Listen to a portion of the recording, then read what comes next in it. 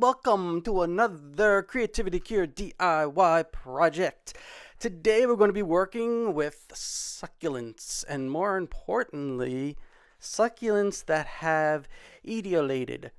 Basically, that means succulents that have stretched out from the winter being in low light or non-optimal growing conditions. As you can see how this one has kind of stretched out a little bit. And we're going to be giving them brand new homes in these upcycled little can planters. So I have this succulent garden here, and I have this other succulent all by himself, and I want to make them so they're nice and full and kind of compact again. Like I said, succulents that don't have when they don't get their proper growing conditions, they go through they get etiolated. Basically, that just means they get stretched out. And a lot of people, including myself, like when they're kind of small and compact because they just look better. So I figured if we're going to be creating these upcycled little succulent containers, why not use plants that I already have instead of going out and buying all new ones? So, right? Makes sense, right? So I'm also going to show you guys how to create brand new succulents from I'm not actually sure if they're called leaves or not, but for the sake of today's episode, I'm just going to call them leaves. We're going to show how to make brand new succulents from the leaves, or if you guys know the proper term, if they're not actually called leaves, comment, because I would like to know what they're called, but I'll call them leaves. So I'll show you how to make brand new succulents from the quote unquote leaves, and I'll show you how to get the clippings that we're going to make to take root with the help of some rooting hormone, which you don't have to use, but it just gives a little boost. More importantly, what to do to make the succulents take root is you just have to give them time to callus before you plant them. And it's definitely better to use a potting mix because it's made so it allows the water to drain a lot quicker than regular potting mix. And a lot of people still even add things to a succulent mix because the commercially made ones don't always drain as fast as a lot of people, or they're not actually as. Some people think that they could have better drainage, so they add like perlite or what's that stuff that you use to scrub your skin? Pumice. They add pumice, and it gives the mixture more well drainage. So what I did is I made a little tray here. This is going to help them to root.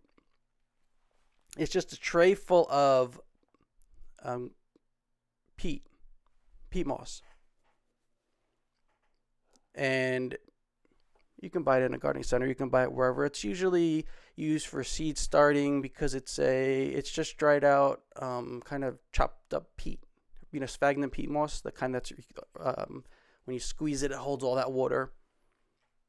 That's basically what that is, but it's like dried out, chopped up parts.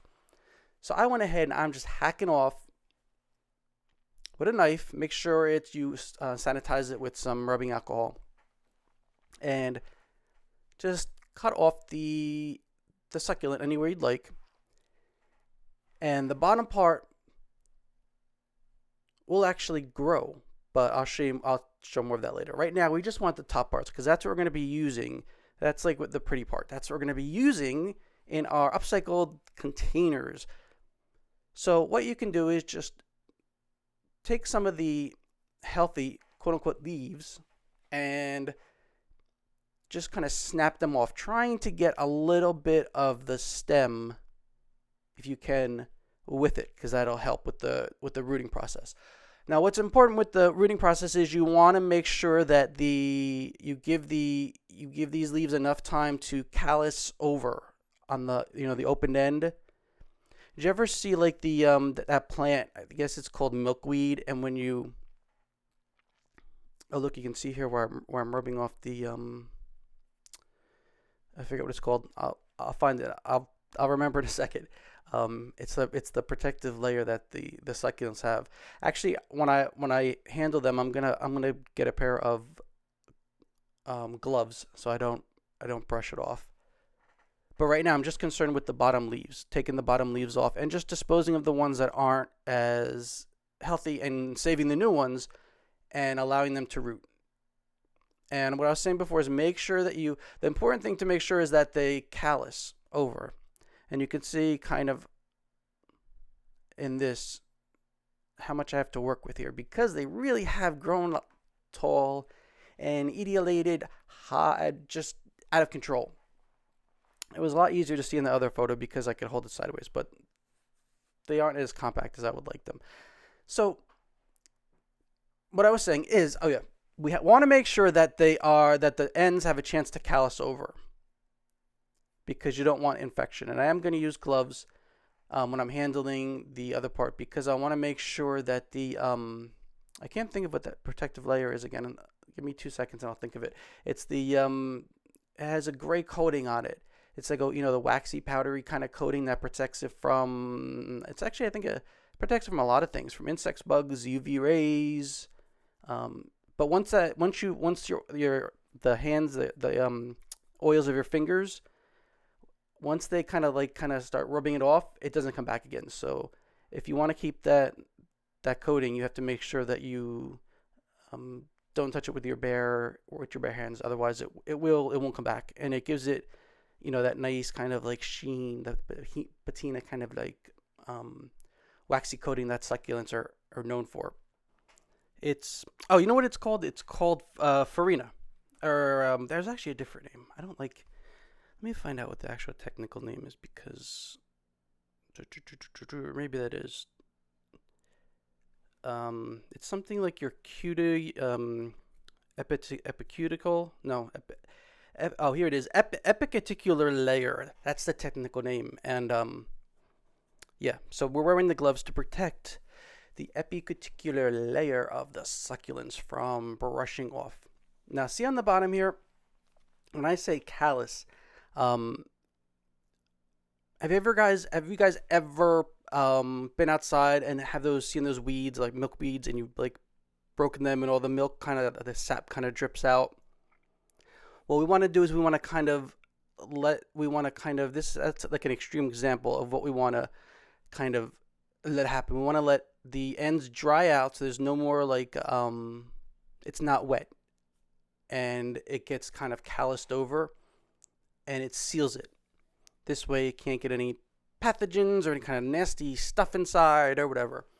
And you don't need, like I said, rooting hormone, but you can use it. It'll help. Although with succulents, I don't know. Some people say that they have just as much success without it. I've used it both, and I never really kept track of which was better and which wasn't better. So to let this kind of dry out and form the protective barrier, you want to just leave it either in super, super, super dry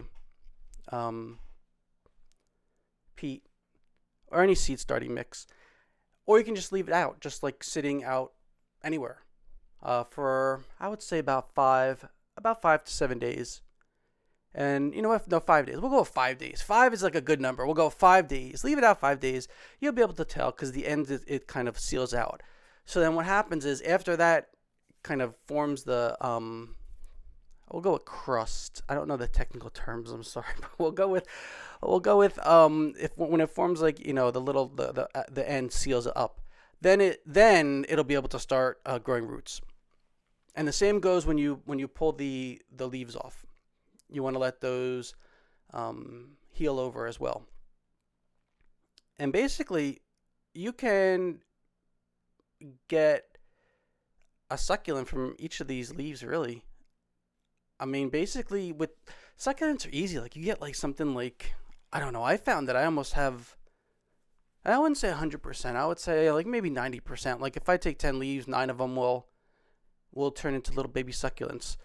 The only downside is it takes a while. Like, it's not like something that happens overnight. So you have to have like a warm space to put them in. Now the base also will grow little offshoots all around, and it'll make a whole bunch of new little succulents. And it already has a root system, so you're one step ahead. But I'm just gonna go ahead and I'm gonna do that way. I'm gonna just like kind of chop all of my etiolated succulents somewhere about a half an inch from the base. And that gives me enough space to make sure I give it another sharp, clean cut, and enough of the little leaves to make new baby plants, which you can give away to your friends. You can trade them. I know Facebook has some great sites where you can trade people, or you can. I think people even like you sell them for like $1 or whatever. You're not really supposed to sell them. I think they're like they're protected, patented against propagation. But I'm sure for $1, like who cares, right? Just like yeah. So you can make all new baby plants. And the way to do that, after you give them the 5 days to kind of callus over, all you want to do is get a little mister bottle, like a little spray bottle. You can get it at like a beauty supply store, or I've actually used my one that I use for art, a mini mister. You guys, if you're into mixed media art, mini misters, Tim Holtz, Ranger, all that, a mini mister, and you want to mist the actual the soil medium. Oh, now I found, and I think this looks really cool because to me, succulents are like really like southwest, like I don't want to say tropical because they're not tropical to me. They're kind of like I'm from Jersey. I'm from New Jersey, and we don't have these naturally growing outside. So to me, they're kind of like a Southwest kind of thing. Kind of like, what kind of inspired me to do this? The show on Netflix. I just watched it. It's an older show, Breaking Bad.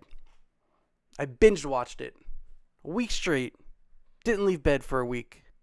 Well, what? No, I'm just kidding. I did binge watch it though. I watched like every night, 3 episodes a night. It took forever, but it's a good show, and it has that gritty kind of southwestern Arizona, New Mexico kind of feel.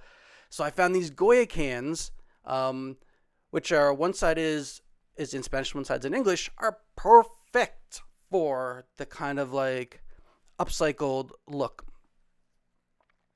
And Goya does sell coconut water in little cardboard now, but I like also the Goya cans because they have the design is kind of like I don't know what you would call it, but it's like a permanent print on the can, whereas some other cans it's just a paper wrapped around the can. And I have a mason jar just so I don't have to waste some of the guava juice or the coconut water. I'll just put it in the can.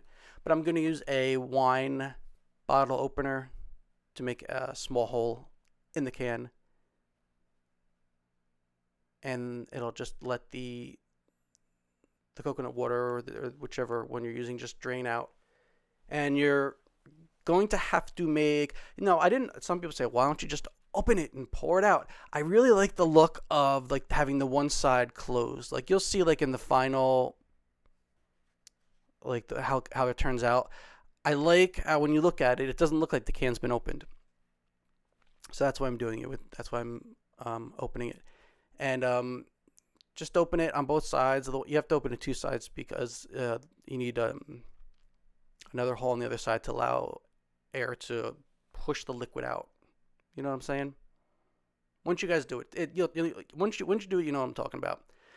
You know how you have to have like 2 holes, like when you open a can of like anything, you have to punch it on both sides. Do people still open cans like that? You know what I'm talking about? That little puncture thing that like punctures a triangle in the can, and you have to do both sides. If you only do one, the other one won't come out. That's what you have to do with this. So anyway, once you get a little hole in it, you can just take some scissors, or the actual aluminum is really thin. It's a lot thinner than you would think. So you can cut it with regular scissors. And I don't quote me on this, but I don't think it'll damage the scissors. And I'm saying this because I know a good way to sharpen scissors is actually to cut aluminum foil.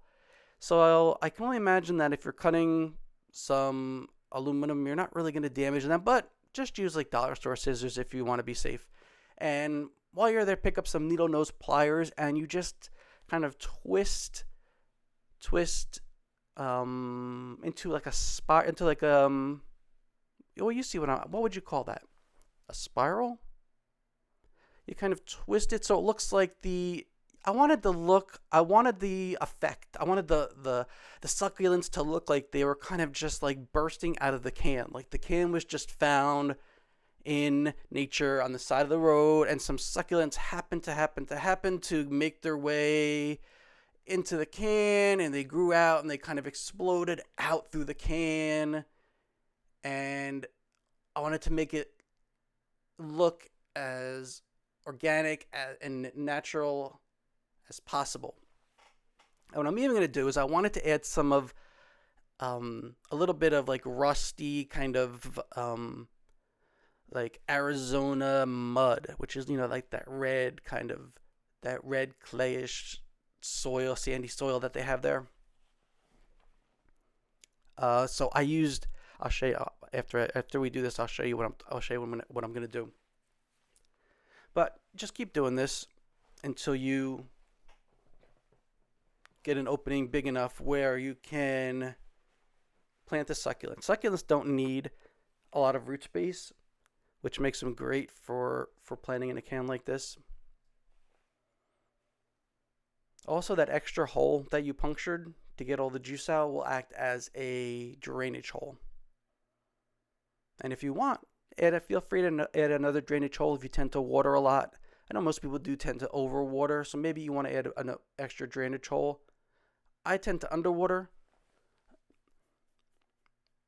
And to keep the can from rolling around and kind of keep it stable, I just added some plain old gravel. Plain old gravel. Now, if you get this, I actually got this from outside. Make sure this is on the side of my house. Make sure you sterilize the gravel, and then just add through, just like letting it soak in like a mild like bleach solution. You don't want any other nasty stuff coming in with the gravel. And then add some cactus or succulent soil, and then we have a place to start. So now we're going to take our little crown top pieces of our succulents, and we're going to pretend that it has been about 5 days and they have time to callus over. Actually, a lot of people I've seen that they'll just, if you want to plant them right ahead, if you want to plant them right away, you can, just don't water it. Make sure it's completely dry. So if your succulent mix is completely dry, it'll naturally just callus over in there. But if you want to be safe, just leave them out in the open to kind of dry and callus over. And I actually like this potting mix. I don't think I need to add anything to it. But like I said, if you want to, feel free to add some perlite. Perlite's that little white stuff. I always used to think that was like broken up pieces of foam. It's not. It's called perlite. You can also use pumice or the other one I can't think of, vermiculite. Am I saying that right? I'm probably not. You can buy that in like home improvement stores or a nursery, but just use the succulent mix right out of the thing and you'll be fine. So now I'm getting my gloves on again because I want to keep that epicuticular wax because I like that. I like the way it looks, that look to it, and I don't want to rub it off because, like I said, once you rub it off, it doesn't come back, and you'll see you'll see the little areas where it was rubbed off. So now you're just going to choose which ones you think would look good together. I like the blues, and this one's a bluish, like a light blue. And I also like I think the purple one would go good with this one. And some of the other ones, That one is that the burro's tail? The one that's called like a burro's tail or a donkey's tail, which like will end up with trail over. And I'm just going to stick that in 2 and make like a nice fun little arrangement. You know, there have been like a billion studies of how just doing something like this, working with plants, is so beneficial in a lot of different ways. I know that there have been studies that have shown that it's helped. I mean, I just feel, don't you just feel relaxed even just watching it? Like when there's something about working with plants where you just feel, I don't know, you feel more peaceful. And like I said, there have been like so many studies that show that it actually does reduce cortisol levels, and it lowers your anxiety, and when they've added plants to a person's workspace, it increases their productivity. So there's all kinds of benefits to being creative and using plants. And actually, plants have also, another thing they've been shown to do is they've actually shown to help people be more creative. I was reading a study. If I can find the link, I'll show you. It's really interesting. It was something like it allows people when they're surrounded by nature or natural elements in your area, in your workspace, whether it's indoors or if you're outside, become up to 15% more creative than they would normally, just by being surrounded by nature.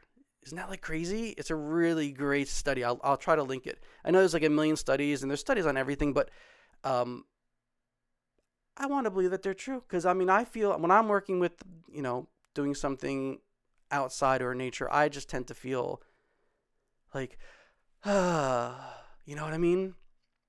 Anyway, so now what I want to do is I'm using some terracotta colored paint, and it's matte. I wanted it to be matte, flat color, because I didn't want it to be shiny. I wanted it to replicate the look of just kind of dried on Arizona mud, mixed with rust, mixed with grunge, mixed with some Breaking Bad crystal amphetamine that just got seeped out of the van and is on the ground, and now there's succulents that have become like nuclear succulents that are growing out of it, and that's it. You have your rustic look that you wanted, and now you just plant the succulents and you're finished. Thank you guys so much for stopping by. I hope you liked today's project. Please give it a thumbs up and like and subscribe, and I will love you forever. I'll talk to you again soon. Bye.